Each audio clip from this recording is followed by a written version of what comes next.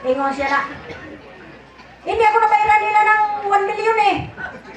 Sabi ko, bakit ba? Hindi naman yun si Aluna ang gipatay, palabas lang yun. Hindi ko loko. Asan si Aluna? Sana sa Jinsan, ang laki-laki ng grocery, KCC. Gani. Oh, yung isang duplex na dibayin, 1-2 ni sa KCC, walang bayad, magpirma lang yung bulag. Pirma. Yan ang totoo ha. Kahit pa makarating yan kay Alona. Si Alona hindi na makilala ninyo dahil Aramina na.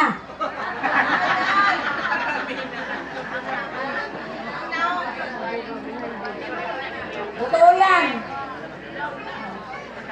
Kaya ako nagmisyon sa Luzon. Hindi alam ng politiko. Punta ako ng Senate, Congress, PICC, Malacanang.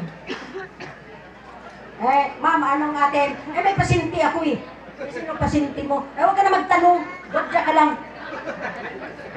Ha? Kasi inano ko muna yan. Inalam ko. Misyon ko yan, iutos yan ng Panginoon. Panginoon nag-utos sa akin, hindi yung tatay namin. Hindi si Divine. Pero ang sabi ni Divine sa akin, magkinto ka. Ano nangyari sa akin? Naglakaw ako, nagkininto-kinto. Ganyan ako. Sabi ni Divine, sabi ko magkinto. Lakaw ako na, nagkinto. Hindi yan. Ako, ano pala yan? Sabi magkinto. Kasi bata pa ako. Hindi ko alam yung ibig sabihin sa kinto. Ibig sabihin, malalim yun. Mag-ingat ka sa pupuntahan mo.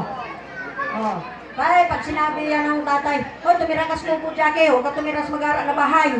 Ititira ako sa kubo, magbitay lang ako ng duyan sa puno ng kahoy. Totoo yan. Wala namang magkakalam sa akin.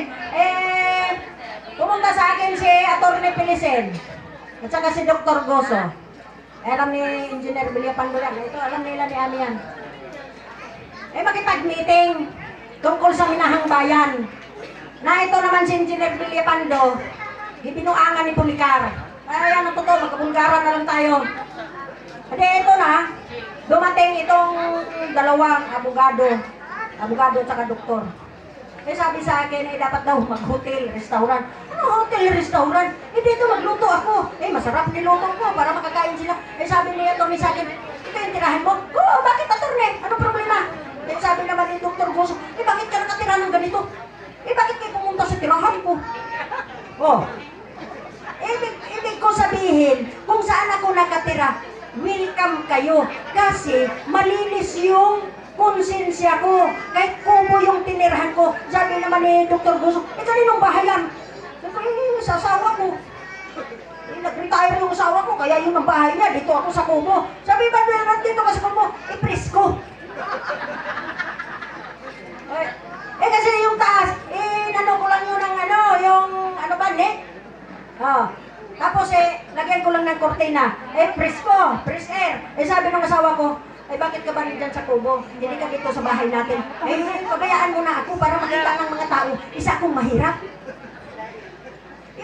Mahirap ako. Huwag kang maingay. Nanak ako nila konsepsyon. Sabi naman ng asawa ko, ikaw naman. Kawawa ka naman. Paano ko na hindi kawawa? Kasarap ng kubo.